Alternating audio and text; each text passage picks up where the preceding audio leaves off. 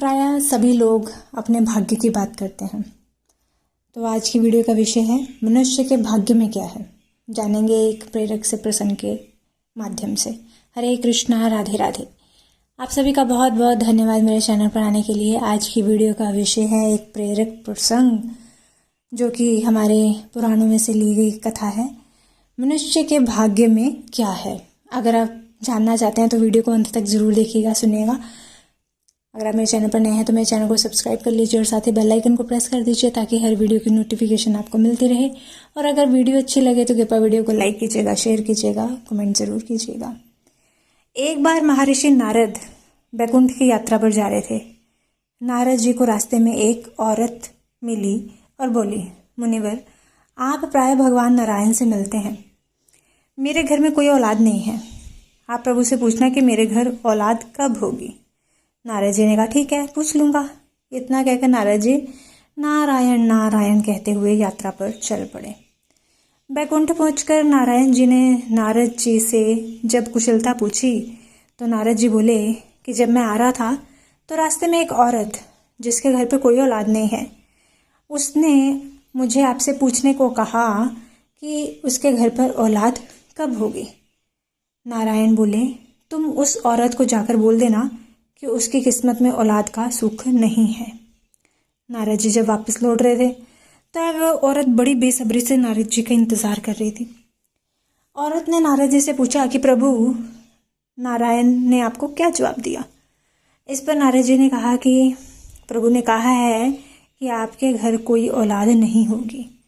यह सुनकर औरत ढाहें मार कर रोने लगी और नारद जी चल पड़े। कुछ समय बीत गया।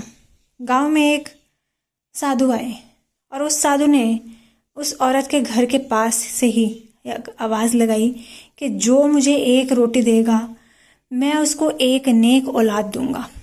यह सुनकर वो बांझ औरत जल्दी से एक रोटी बनाकर ले आई और जैसे ही उस साधु ने उसे कहा वैसा ही हुआ। उस औरत के घर में एक बेटा पैदा हुआ। उस औरत ने बेटे की खुशी में गरीबों में खाना बांटा और ढोल बजवाए। कुछ वर्षों बाद जब नारद जी पुनः वहाँ से गुजर रहे थे तो औरत कहने लगी, क्यों नारद जी, आप तो हर समय नारायण नारायण करते रहते हैं। आपने तो कहा था मेरे घर औलाद नहीं होगी। यह देखो मेरा बेटा राजकुमार। फिर उस औरत ने उस साधु के बारे में भी बताया। नारद जी को इस बात का जवाब चाहिए था कि यह कैसे हो गया। वह जल्दी जल्दी से नारायण धाम की ओर चल पड़े और प्रभु से यह बात कही कि आपने तो कहा था कि उस घर में औरत की कोई औलाद नहीं है, तो क्या वह साधु आपसे भी ज़्यादा शक्तिशाली है। नारायण बोले कि आज मेरी तबीयत कुछ ठीक नहीं है। मैं आपकी बात का जवाब बाद में दूंगा। पहले आप मेरे लिए एक औषधि का इंतज़ाम कीजिए। नारद जी बोले, आज्ञा दीजिए प्रभु। नारायण बोले, नारद जी आप भूलोक जाइए और एक कटोरी रक्त लेकर आइए। नारद जी कभी इधर कभी उधर घूमते रहे पर प्याला भर रक्त नहीं मिला उन्हें। उल्टा लोग उपहास करते रहे कि नारायण बीमार है। नारद जी चलते चलते एक जंगल में पहुंचे और वहां पर वही साधु मिले जिसने उस औरत को बेटे का आशीर्वाद दिया था। वो साधु नारद जी को पहचानते थे। उन्होंने कहा कि अरे नारद जी, आप इस जंगल में इस वक्त क्या कर रहे हैं। इस पर नारद जी ने जवाब दिया, मुझे प्रभु ने किसी इंसान का रक्त लाने को कहा है। यह सुनकर साधु खड़े हो गए और बोले कि प्रभु ने किसी इंसान का रक्त मांगा है। उसने कहा कि आपके पास कोई छुरी या चाकू है। नारद जी ने कहा, वह तो मैं हाथ में लेकर घूम रहा हूँ। उस साधु ने अपने शरीर से एक प्याला रक्त दे दिया। नारद जी वह रक्त लेकर नारायण जी के पास पहुँचे और कहा कि आपके लिए मैं औषधि ले आया हूँ। नारायण ने कहा, यही आपके सवाल का जवाब भी है। जिस साधु ने मेरे लिए एक प्याला रक्त मांगने पर अपने शरीर से इतना रक्त भेज दिया, क्या उस साधु के दुआ करने पर मैं किसी को बेटा भी नहीं दे सकता। उस बांझ औरत के लिए दुआ आप भी तो कर सकते थे, पर आपने ऐसा नहीं किया। रक्त तो आपके शरीर में भी था पर आपने नहीं दिया। मनुष्य का भाग्य केवल प्रारब्ध से निर्मित होता है, अपितु प्रारब्ध से ही निर्मित नहीं होता, अपितु सद्कर्म और आशीर्वाद से भी प्रभावित होता है।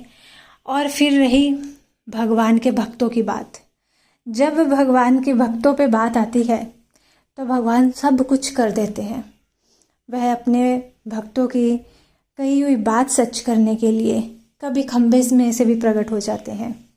क्या क्या उन्होंने अवतार धारण नहीं किए अपने भक्तों के कहने के अनुसार चलने के लिए। और जैसे कि उनके भक्त ने कहा था कि जो मुझे एक रोटी देगा उसको मैं एक बेटा दूंगा, तो भगवान को अपने भक्तों की कहे की लाज बचाने के लिए वह सब करना पड़ता है जो भक्त चाहते हैं। तो भगवान अपने भक्तों पे बहुत दयालु होते हैं, बहुत कृपालु होते हैं। सिर्फ बात है तो एक सच्चे विश्वास की। तो आशा करती हूँ कि आपको ये कथा बहुत ही अच्छी लगी होगी। मिलती हूँ अपनी अगली वीडियो के साथ, तब तक के लिए सभी को हरे कृष्णा, राधे राधे।